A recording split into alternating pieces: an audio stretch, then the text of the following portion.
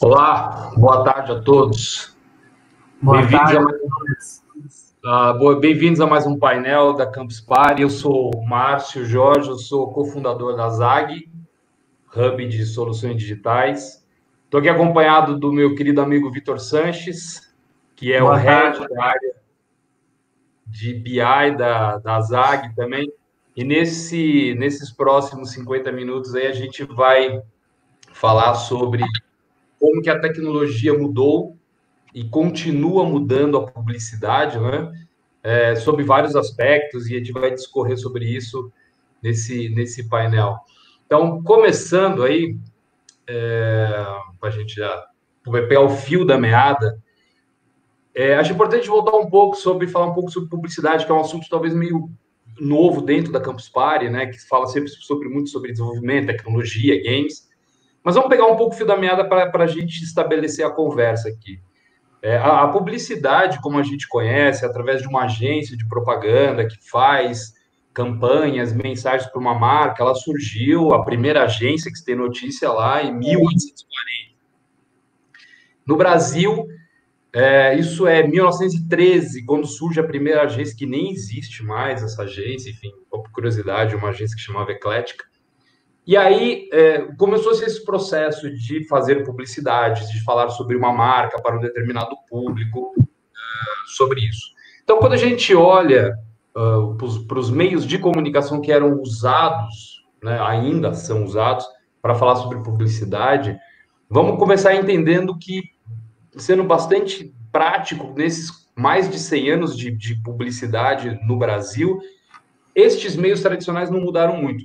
Tiveram alterações ao longo das décadas, óbvio, mas eles não tiveram muita alteração, porque quando você pega os meios impressos, revista e jornal, por exemplo, cara, é aquilo. É uma foto, uma imagem com o descritivo do produto, falando que aquele produto é muito bom para isso ou para aquilo. O rádio é a mesma coisa, é um canal onde tem uma voz através de uma locução, ou através de uma música, um jingle, falando sobre o produto. E mesmo a televisão, que surge depois, né, que surge lá para a década, o comercial de TV lá para a década de 50, década de 60, é um comercial de 30 segundos no break, onde tem um personagem, o galã da novela, uma mina muito bonita, falando sobre um produto enfim, tentando convencer as pessoas de que aquele produto é muito bom para ser consumido. Isso não mudou muito ao longo desses 100 anos, essa é a grande verdade. Só que quando chega em 2000, que a internet entra nessa história da publicidade, começa a se fazer campanhas publicitárias na internet, aí que a coisa muda muito, sob o ponto de vista da tecnologia, né? Então, quando a gente olha para a criação de uma agência, a criação deixa de ser apenas uma produção de uma foto, uma produção de um vídeo ou de um texto que vai ser publicado de maneira estática num lugar. Então, quando começa a se criar um banner, por exemplo, um banner ou um vídeo, a gente tem que entender que por trás daquele banner ou daquele vídeo existe uma série de tecnologias implementadas, né? Então, existe pixels, tags, toda uma parametrização de dados. Por quê? Porque passa a haver interação das pessoas com a publicidade. As pessoas clicam no banner. Ao clicar no banner, alguma coisa tem que acontecer. Então, ao clicar no banner, aquele movimento te leva, você consumidor, para um site da marca, para uma página do produto, enfim, para algum lugar onde se fala sobre o produto. Então, esta tecnologia de interação tem que existir e a contabilização disso, quantas pessoas clicaram, quantas pessoas assistiram, quantos por cento daquele vídeo foi assistido. Então, já é uma outra dinâmica. Uma outra área que muda completamente dentro das agências de propaganda é a área de mídia, porque a área de mídia começa a trafegar em diferentes canais. Não trata-se mais de revistas, jornais, rádios e televisão. Trata-se de sites, né? E isso depois com redes sociais, o Google com a questão do search, né, dos buscadores, é uma outra dinâmica. Então, o mídia, o profissional de mídia das agências, tem que começar a entender também de tecnologia, como aquilo funciona, como aquilo pode ser melhorado, como que as plataformas são operadas, diferentes métricas surgem. Então, é uma mudança bastante profunda que se tem dentro da área de publicidade, impulsionado pela tecnologia. E dentro dessas áreas de existência de uma agência, tem uma em específico que ganha uma grande relevância, que surge, que aparece de uma maneira muito contundente, muito decisiva para o negócio das agências, para o negócio das marcas, para os anunciantes, que é a área de Business Intelligence. A área de Business Intelligence, popularmente e carinhosamente conhecida como BI, né? Que é uma área que cuida da coleta, análise, gerenciamento dos dados, os insights, enfim. Então, essa área surge no mercado e muda completamente a visão que se tem de publicidade até então. Então, essa é a área que o Vitor comanda dentro da ZAG. E aí eu quero que o Vitor, por favor, nos explique, Vitor, como é que atua essa área, quais são os pontos mais importantes e relevantes para a gente saber sobre a área de BI. Beleza, Marcelo. Boa tarde a todo mundo aí. Eu sou o Vitor Sanches, eu sou gerente de BI dentro da ZAG, já trabalho com o Márcio há mais de 4 anos, e dentro da ZAG é um pouquinho mais de né, Marcelo? É isso aí. Eu vou explicar um pouquinho para vocês sobre essa nova área que surgiu dentro da publicidade, que já é uma área que existe há bastante tempo em outros mercados. Eu tive o primeiro contato com ela lá para 2011, 2012, mais ou menos, onde um ex-chefe meu comentou sobre a estratégia da utilização de dados para tomada de decisões. Isso já era aplicado em mercados diversos, como financeiro, mercado de agronegócio, em processos industriais, processos de logística. Então, a publicidade antes não tinha essa abertura, por conta que a gente não tinha como fazer uma mensuração exata de dados. Quando a gente pega os exemplos que o Márcio utilizou, como televisão, rádio, jornal, revista, a gente não tinha como coletar dado de uma forma exata e que ia nos dizer exatamente o que estava acontecendo com aquele tipo de comunicação ou com o que as pessoas estavam enxergando sobre aquilo. A gente tinha algumas técnicas de pesquisa que levavam muito mais tempo, mas que também não era muito exata, por conta da amostragem da população que era entrevistada ali para realizar esse estudo. E com o desenvolvimento da tecnologia e principalmente com o crescimento da internet, as portas foram abertas aí para o Business Intelligence dentro do mercado de comunicação, principalmente dentro de marketing digital. E aí de uns 10, 12 anos mais ou menos, a gente tem um crescimento muito grande dessa área dentro das grandes agências aí, tanto do Brasil quanto do mundo, que a gente já vê presente, atuando juntamente com todas as áreas dentro de uma agência.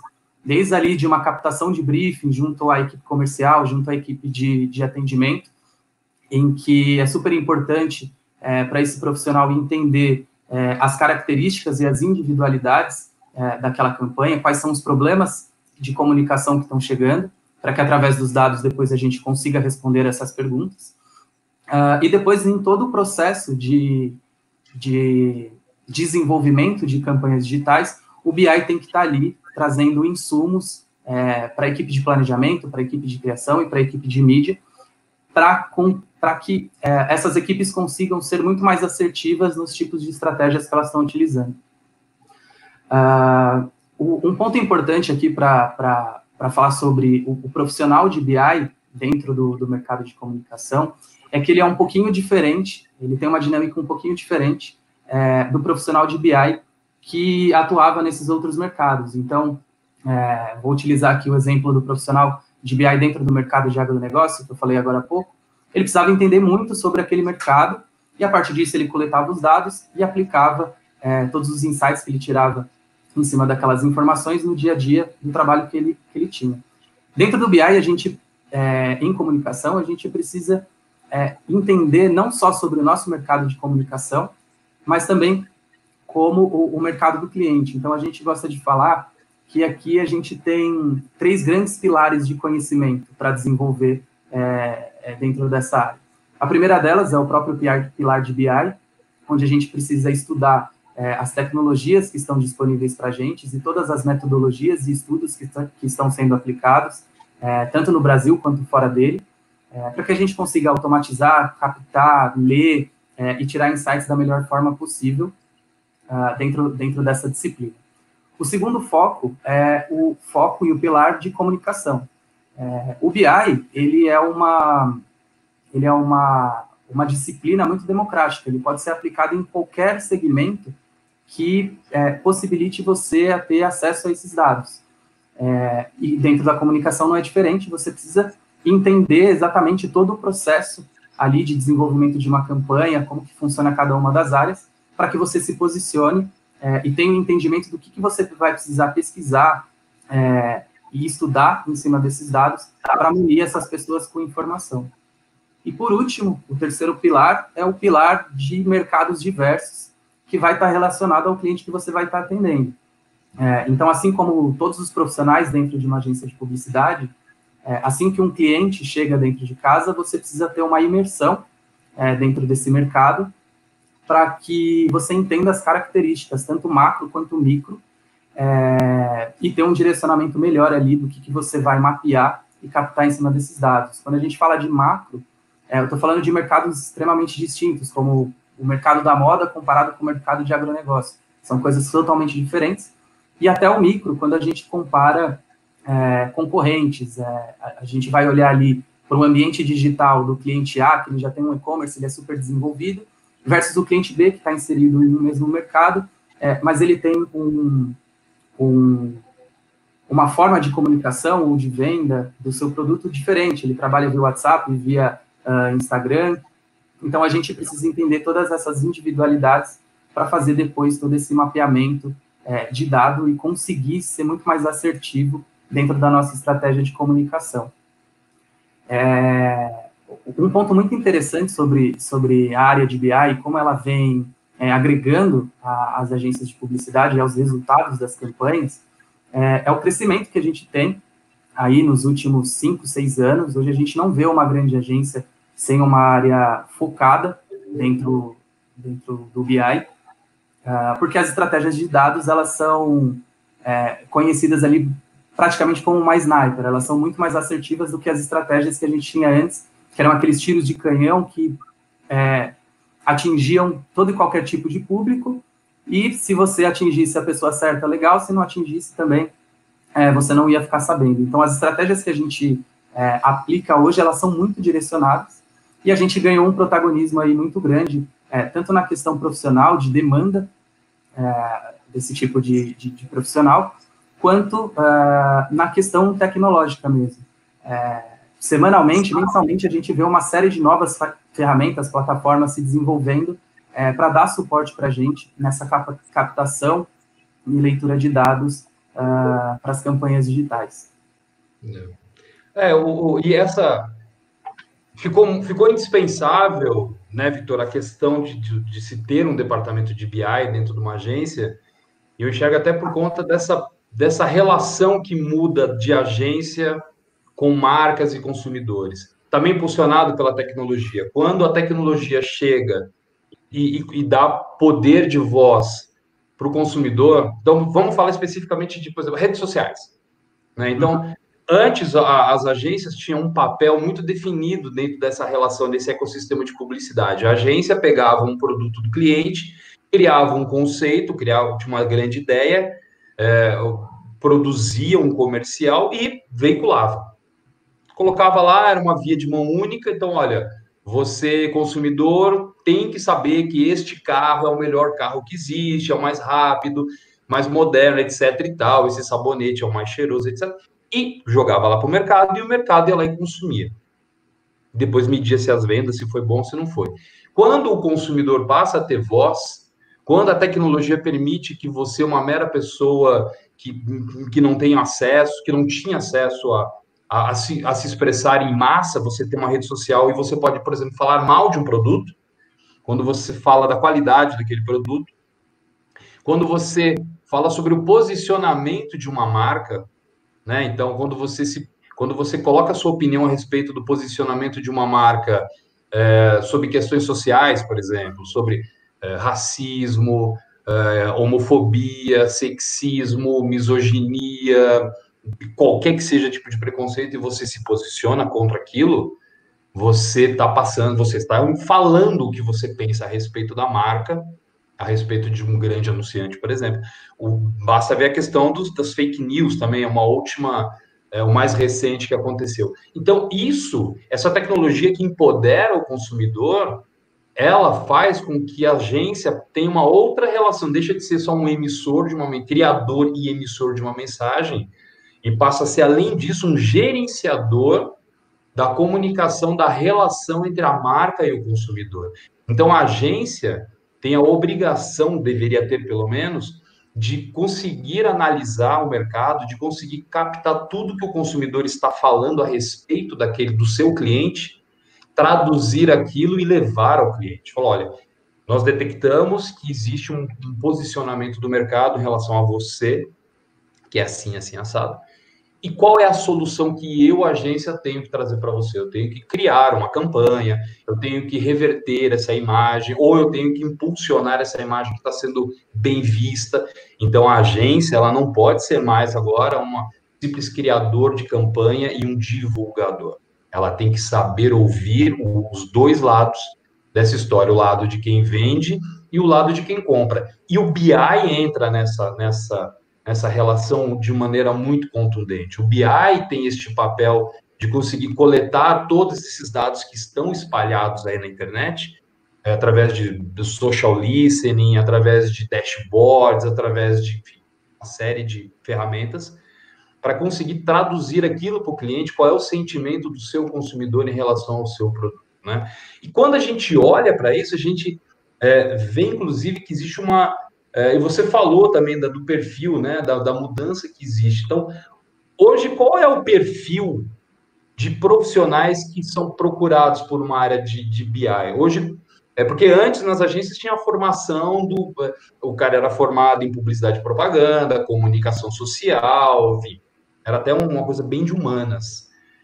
Qual é o perfil que se procura hoje dentro de uma área de BI para conseguir juntar todos esses talentos para conseguir chegar nessa atuação dentro da agência? E isso que você comentou é uma grande verdade, assim, da virada de chave, de como a internet impactou aí na forma com que a publicidade tem essa interação com o consumidor. Antes a gente tinha esse papel unilateral de tendências aí, eram as marcas que ditavam as tendências de consumo, e a partir que essas conversas foram criadas nas redes sociais, o consumidor passou a ganhar um poder de fala muito maior, e foram as marcas que precisaram se adaptar ao que era pedido, ao que era demandado pelo próprio público daquele segmento. Isso tá bastante ligado aí com a área de BI, porque antes a gente tinha profissionais que precisavam ter uma experiência aí voltadas a marketing, voltada à publicidade, mas hoje a gente precisa estar muito mais conectado à tecnologia, ao estudo de dados, para entender um pouquinho melhor sobre o que está sendo conversado, para que a aplicação seja muito mais direcionada. Então, o que você falou ali sobre o perfil de profissional, a gente ainda tem muitas pessoas dentro da área de BI que vêm de uma escola de marketing, vêm de uma escola de publicidade e propaganda, mas, ao mesmo tempo, dentro da equipe, a gente tem estatísticos, matemáticos, engenheiros, e isso acaba sendo muito positivo, esse perfil híbrido que a gente tem dentro da área ajuda com que a gente leia as informações de uma forma muito mais democrática, não mais unilateral. Então, assim como a gente tem uma visão muito mais exata da coisa, em que a gente vai trabalhar com número, e não mais com a questão de experiência através do tempo, em que a gente fazia 1, 2, 3 filmes publicitários e entendendo ali o que funcionava ou não. Agora eu tenho essa questão do real time, que eu preciso ter uma utilização de tecnologia que do dia para a noite já vai mudar ali o resultado de uma campanha, em que eu vou conseguir administrar o dinheiro ali do cliente que foi investido naquela campanha de uma forma muito mais assertiva. Mas, ao mesmo tempo, eu preciso ter esse pensamento humano por trás de toda essa leitura de dados, para que o direito do consumidor, a privacidade do consumidor, ainda seja preservado. Um ótimo exemplo que você utilizou é a questão da fake news. O desenvolvimento aí de tecnologia e o crescimento da internet, além de dar espaço para coisas boas, como o BI aí que a gente está comentando agora, também dá espaço para algumas ações aí que não têm fins tão bons como as fake news.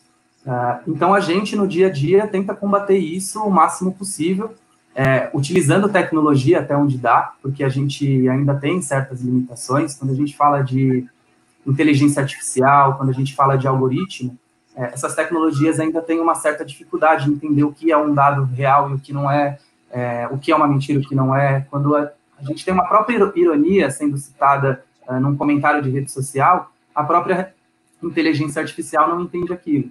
Se você está falando bem, mas querendo falar mal, ela vai atribuir aquilo como bom. Então, a questão humana de você estar ali e interpretar aquilo de uma forma positiva ou negativa é muito necessária dentro da área de BI. Um outro ponto também, que esse ano ganhou bastante destaque devido a alguns escândalos relacionados a dados, é a lei da LGPD, né, que está muito relacionada a essa questão de humanas. A gente precisa ter um controle muito forte em cima da utilização desses dados, exatamente para que essa privacidade não seja violada. Então, o profissional que está dentro da área de BI hoje, ele precisa ter esse perfil um pouco mais híbrido, gostar de tecnologia, gostar de número, mas, ao mesmo tempo, ele precisa trazer essas questões éticas para o dia a dia, para que a gente não ultrapasse a linha ali de direito do outro e acabe até impactando o nosso cliente, a nossa marca, o nosso produto que a gente está trabalhando. Não, excelentes pontos. E essa questão da ética, né? É interessante, existe até uma questão que não envolve diretamente a publicidade, mas envolve a interferência, a transformação que a tecnologia traz para um negócio, né? Então, por exemplo, pegar um negócio de automóvel, que é um negócio global. Quando existe uma discussão essa discussão foi levantada por algumas pessoas e também pelo Yuval Harari, lá o filósofo israelense, que ele chama do carro ético, né? Que é aquela questão do carro autônomo que tem que tomar uma decisão baseada ali no momento. Então, a ideia tem um carro na estrada e o proprietário do carro está dormindo no banco de trás, descansando, e o carro está na estrada. Em determinado momento da estrada, duas crianças atravessam na frente do carro numa situação que é impossível do carro frear antes de atingir essas crianças. Então, assim, existe duas possibilidades: ou o carro atropela as crianças, ou o carro desvia daquelas crianças e joga o carro para a pista contrária. Só que a pista contrária corre o risco de vir um caminhão, outro carro na contramão, causar um acidente que vá matar o proprietário do carro. Então, o algoritmo decide por quem? Decide pela vida do proprietário, do dono do carro, ou decide pela vida de duas crianças, ou pode ser um idoso, ou qualquer pessoa, ou um animal, enfim. Aonde que entra a ética do algoritmo? Então, o que se discute muito é que dentro de todo esse universo de tecnologia, que para nós, à primeira vista, parece que é muito coerente que contratemos estatísticos, matemáticos, desenvolvedores, cientistas de dados, talvez talvez não, muito provavelmente vai haver a necessidade de termos dentro deste mundo dos negócios e da publicidade, por que não, figuras de humanas como um filósofo, alguém que chega e fala assim: olha, precisamos colocar isso sob um patamar do que é ético, do que é moral, do que é aceitável numa sociedade ou não, que o algoritmo ele não tem essa capacidade. O algoritmo ele é amoral, ele não tem esquerda nem direita, né? A questão das fake news que você citou passa por isso. O algoritmo ele não tem posicionamento, não deveria ter pelo menos, né? Posicionamento político nem esquerda nem direita. Então, para ele, o que está escrito ali é uma verdade. se foi alguém defendendo a direita ou alguém defendendo a esquerda para o algoritmo. O algoritmo ele foi criado para bloquear outras coisas, para conteúdos de preconceito, pornografia, discursos de ódio, tráfico de drogas, essas coisas o algoritmo ele consegue, principalmente através de imagens e algumas palavras-chave, mas ele não consegue distinguir ali o que é certo e o errado nessa situação. E aí, nessa discussão toda, uma pergunta que sempre é feita, para onde que a tecnologia vai nos levar? Vamos voltar para nossa casinha aqui, para dentro da publicidade, né? Essa é uma pergunta muito complexa, muito difícil de responder. Eu diria até que ela é uma pergunta praticamente impossível de se responder, porque a tecnologia, teoricamente, é infinita, o desenvolvimento Sim. tecnológico. Então, uma área como o BI, caminha em paralelo com a tecnologia e se aproveita de inovações tecnológicas que surgem de criações, é algo que se torna infinito também na sua capacidade. Então, o que a gente vai ver daqui para frente são novas maneiras de interação entre pessoas e marcas. Então, vão surgir novos formatos de publicidade. Vão subir formatos que podem ser de vídeo, pode ser de realidade virtual, pode ser de experiências cinéticas, enfim, pode ser de uma série de possibilidades. Então, esta evolução a gente não sabe para onde vai nos levar, né? Novos canais vão surgir. Ninguém sonhava com redes sociais antes dos anos 2000, por ali mais ou menos, né? Então, o WhatsApp é uma coisa extremamente recente, né? TikTok, então, mais recente ainda. Então, a tecnologia vai permitir que a gente crie canais e possibilidades de interação de marcas e consumidores que nós não temos ideia ainda hoje. Isso é só um aspecto da evolução da tecnologia. O outro aspecto é toda essa questão de como que a gente vai conseguir identificar as pessoas, como que a gente vai tratar o dado de audiência. E essa questão da LGPD, da Lei Geral de Proteção de Dados, a lei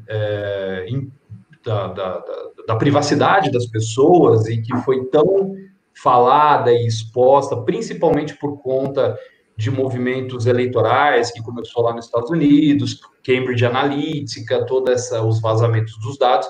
Tudo isso traz uma discussão para a mesa do quão longe que a gente pode ir utilizando dados,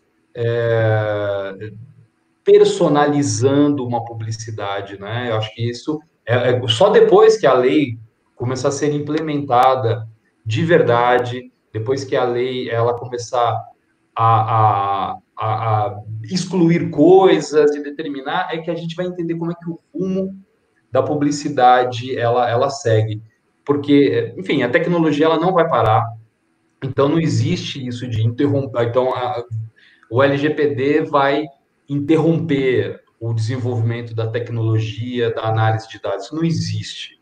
O que vai acontecer é que talvez um outro rumo vai ser tomado. A publicidade vai descobrir uma nova maneira de tratar os dados, de personalizar uma informação, de personalizar uma mensagem para uma determinada audiência, né? Porque Sim. a publicidade hoje segue esse caminho, né? Nós não compramos mais espaços de mídia, nós compramos audiências, nós compramos segmentações. Não faz mais muito sentido, enfim, isso é o básico hoje da publicidade, eu divulgar um produto que ele tem um perfil muito específico de consumidor, homem, jovem, gamer, que mora em São Paulo. Não tem muito sentido eu fazer uma campanha onde eu dou um tiro de canhão, como era antigamente, como era com televisão, como era com jornal ou rádio, onde eu falava para o Brasil inteiro, para jovem, para homem, para mulher, para jovem, para idoso, para criança, para gamers, para executivos, padres, né? Então, hoje a questão da audiência ela se faz necessária porque, de novo, essa via de mão dupla. O anunciante consegue rentabilizar, otimizar, né, o investimento, porque eu falo com pessoas que são afins daquele produto. E do outro lado, eu tenho o consumidor também que começa a receber uma publicidade de algo que lhe interessa, né? Não faz sentido um jovem de 20 anos solteiro ficar recebendo publicidade de fraldas, por exemplo. Para ele não faz o menor sentido aquilo, né? Então, o que não tem filho, né? Solteiro que não tem filho. Então, assim, a publicidade caminha para isso, para cada vez mais ser mais assertiva, ser mais relevante na vida do consumidor, onde ele consiga ter uma experiência melhor daquilo, mas desde que também a privacidade dele, de alguma maneira, seja preservada, não seja invadida, tenha segurança de dados, que não vaze nem para fins publicitários, nem para fins eleitorais, nem para qualquer outro fim. Então, eu acho que a gente parte por uma evolução da publicidade desse lado, né? Então, é difícil para nós avaliarmos, mas a gente sabe que o refinamento do dado, o refinamento da audiência, ele vai acontecer, né? Então, hoje nós temos... Diga. Só comentar que em 2020 essa questão da responsabilidade com o dado se tornou algo do nosso dia a dia, né? Depois da criação da lei do LGPD, a gente já viu um grande movimento no mercado para ter uma segurança ainda maior com os dados declarados, né, que são dados sensíveis do consumidor, que são os dados que realmente traz um certo poder ali para quem tem essa informação em mãos. Então, isso já é tratado de uma forma muito mais delicada hoje em dia. Mas o dado inferido, que é o dado que a gente começa a captar a partir de um tipo de navegação específica, como, por exemplo, eu sou o Vitor, hoje eu começo a navegar aqui na internet e acesso o site para comprar fralda, começo a procurar preço de berço, um apartamento com mais de um quarto. Então, o algoritmo ali já vai entender que eu sou um futuro pai, vai começar a me entregar publicidade relacionada a esse tema. Então, esse tipo de dado, que antes ele era um pouco mais livre, um pouco mais solto para ser trabalhado, ele também vai entrar dentro dessas normas. Ele passa a ser preditivo também, né? Exatamente. Mesmo não sendo um dado declarado, um dado que vai identificar uma pessoa física ou uma pessoa jurídica, ele vai necessitar aí com que as marcas trabalhem uma forma de você pedir a permissão do consumidor para que você possa fazer aquilo. Então, isso já é uma preocupação aí do nosso dia a dia, não só para a Zag, mas acho que para todo o mercado, para que a gente tenha a responsabilidade na hora de trabalhar isso, e que a gente continue tendo aí o que você falou, as possibilidades de segmentação, entregar a publicidade mais assertiva possível, até porque ninguém gosta de receber um monte de coisa que não está dentro do seu interesse. Então, esse pro BI é um dos assuntos aí para 2020, 2021, que ainda precisa ser bastante trabalhado e precisa ser implementado de forma correta para que o trabalho continue sendo feito da melhor forma possível. Legal, é isso aí. Bom, a gente está aqui indo para o nosso espaço aqui de perguntas.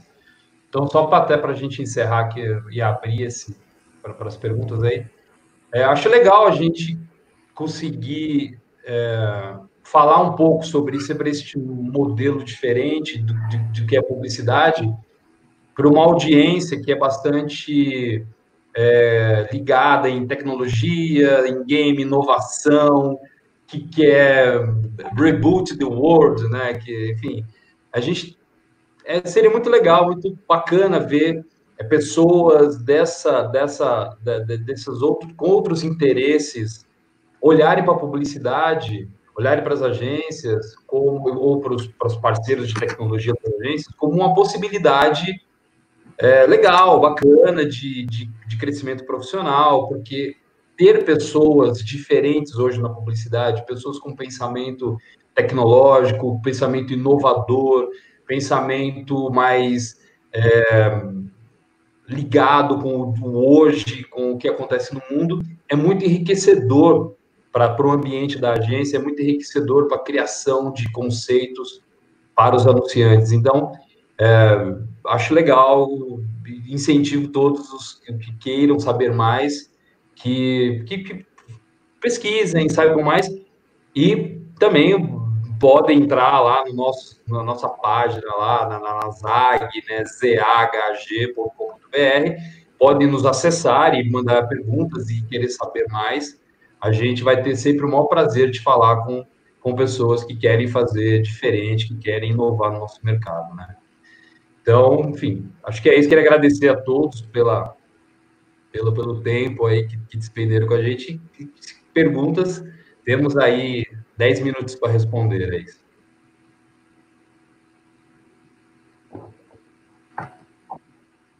Tem uma pergunta aqui. É mais coerente as agências de publicidade ter um profissional que seja consultor em BI ou esteja logo na agência? Bom, eu vou dar minha opinião, aí o Vitor também fala o dele. Eu sempre gosto de ter um profissional dentro de casa. Independente de BI ou independente de qualquer área que seja. Eu acho que quando você tem um profissional de BI dentro de uma estrutura que faz isso, né? Então, vamos separar a pergunta em duas coisas. Que faz isso, que faz o BI, que analisa, que pega a campanha, eu acho que é muito rico quando ele está dentro, porque ele troca muito, né? Então, ele conversa com a área, o planejador de mídia, ele conversa com o planejador estratégico, ele conversa com diferentes áreas, com a área até comercial da empresa. Então, ele junta vários pedaços da mesma coisa, aí ele consegue chegar num resultado ali, num insight, numa resposta bacana. Agora, existem empresas que fornecem esse pensamento de BI para outras empresas que não têm essa estrutura, que, enfim, como é um anunciante, por exemplo, ou às vezes uma agência que não tem uma capacidade de ter uma estrutura dessa, pode-se contratar uma empresa que forneça o BI, porque são coisas diferentes, né? Se você tem uma estrutura, se você se propõe a fazer, eu sempre acho interessante ter em loco. Eu acho que existem dois cenários aí nessa situação, né? O cenário cliente em si, que já é uma empresa consolidada, uma empresa grande que tem ali a área de marketing dela, e tem a agência de publicidade que vai trabalhar especificamente as comunicações. Quando a gente fala da agência de publicidade, eu acho que ter essa pessoa dentro da equipe faz muito mais sentido, exatamente pelo contato que você vai ter com todas as áreas, e a questão histórica ali da coisa. Você está retendo toda essa informação que você está trazendo para dentro de casa. E com o tempo, todo esse conhecimento que é gerado, todo esse insight, o que é aplicado, ele vai se desenvolvendo cada vez mais e sempre a gente vai tendo resultados melhores. Mas isso também acontece dentro do próprio cliente. Quando a gente não está falando da comunicação específica, do que está indo para a rua sendo veiculado, e a gente fala de um marketing interno, aí eu acho também que é necessário algum tipo de profissional de BI que tenha esse tipo de atuação internamente dentro do cliente, que vá solucionar e vai procurar estudar outras questões internas e não que esteja diretamente relacionado à veiculação de campanhas.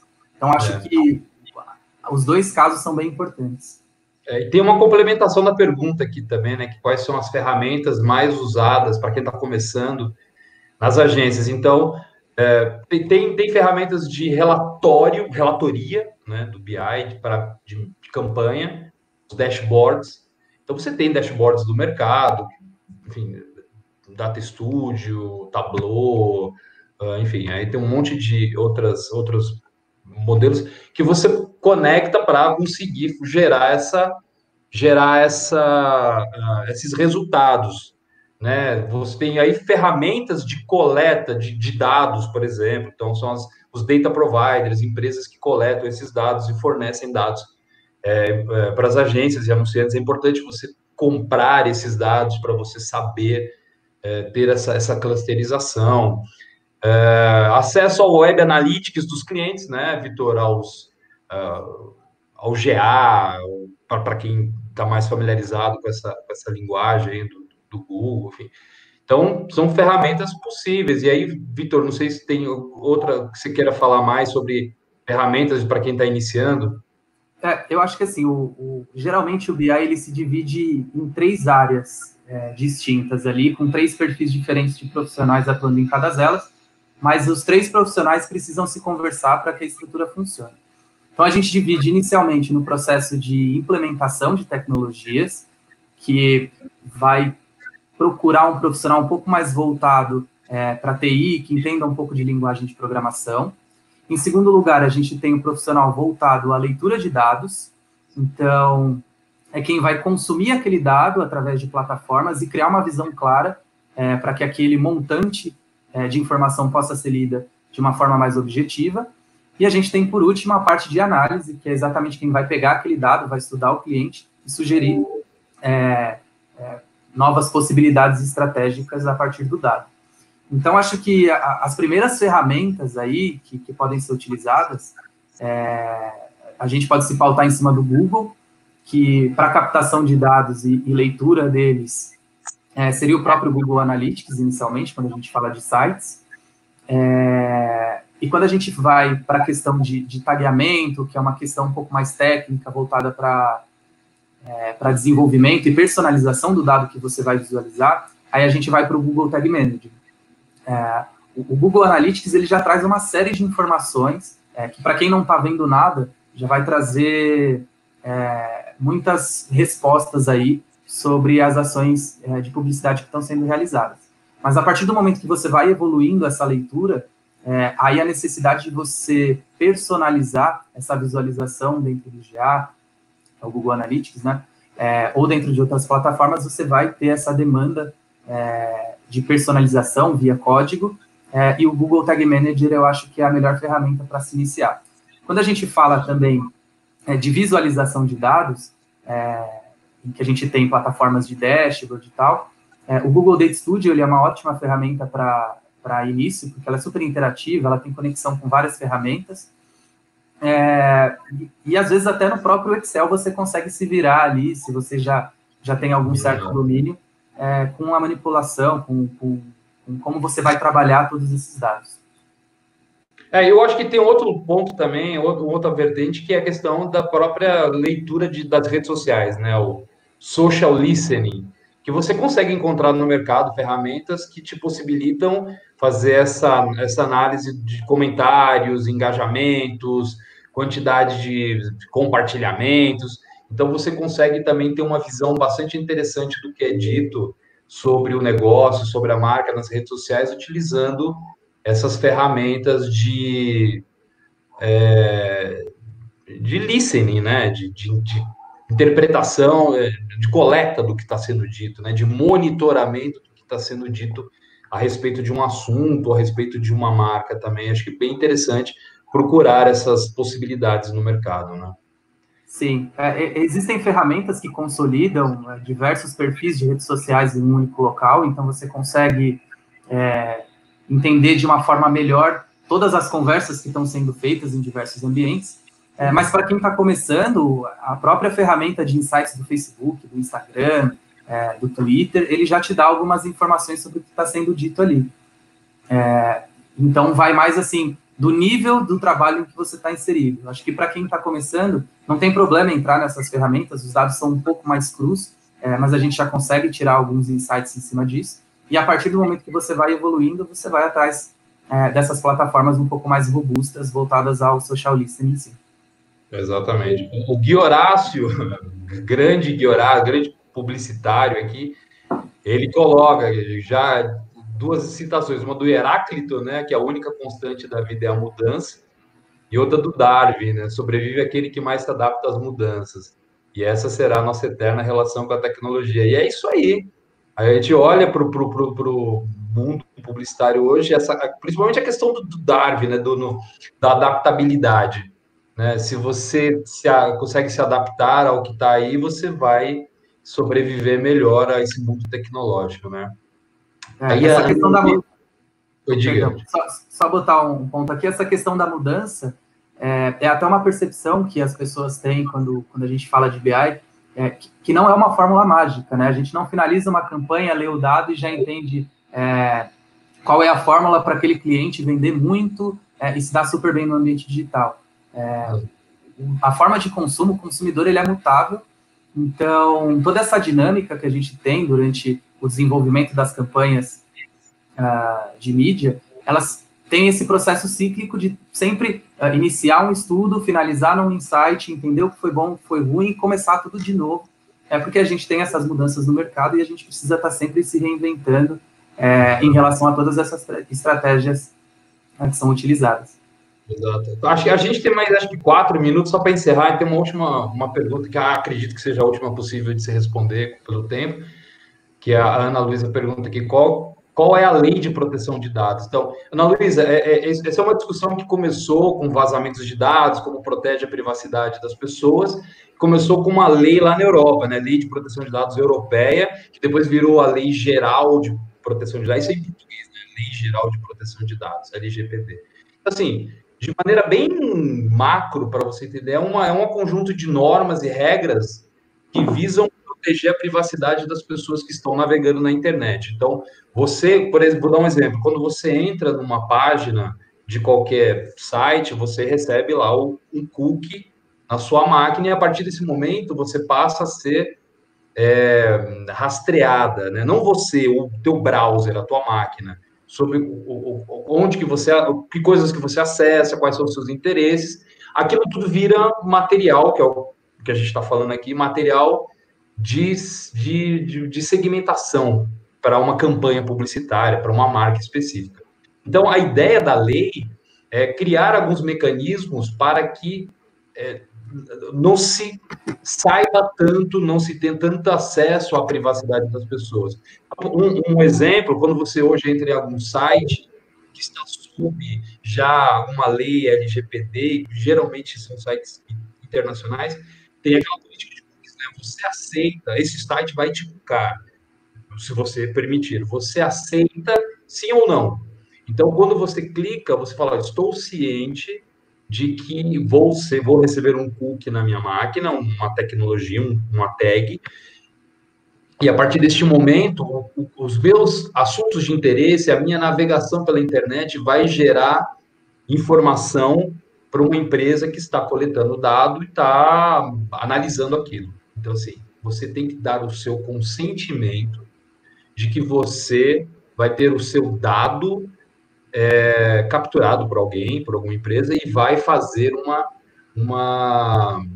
um trabalho ali de monitoramento e de clusterização do seu dado e vai vender para algum anunciante. Então, assim, isso é só um exemplo, tá? Esse do cookie aí. Então, a lei prevê isso, a lei prevê mecanismos para que as pessoas tenham a proteção, a sua privacidade garantida por lei, para que o dado não vaze, não caia em outras possibilidades ruins, de alguém que queira fazer algo ofensivo, utilizar o seu dado de uma maneira ilegal, para alguma atividade ilegal, por exemplo. Então, basicamente, a lei vai reger isso, mas a gente precisa esperar ela ser implementada, provavelmente será em outubro. Tinha sido prorrogado para o ano que vem, por conta de toda a pandemia, mas parece que não, parece que será este ano mesmo aqui no Brasil, né? Que vai acontecer isso, então vamos aguardar, vamos ver o que vai acontecer. Coisas acontecerão com mudanças profundas, sim, mas a gente só vai entender como que isso vai acontecer, né? Perfeito, é isso aí. Eu acho que chegamos à hora derradeira. Chegamos no minuto. Então, agradecer a todos, mais uma vez, que ficaram assistindo. Se tiverem mais perguntas, aí podem mandar depois para nós, no site da empresa, e a gente consegue responder a todos e falar, e vai ser um prazer. É o zag.com.br, zag.com.br, e a gente tem também os perfis no Instagram, no Facebook, é só procurar por Zag Digital, no LinkedIn também. É isso aí, legal. Vitor, obrigado pela parceria aí. Obrigado você, obrigado a todo mundo que assistiu a gente. Até mais, até a próxima. Até mais. Valeu, pessoal.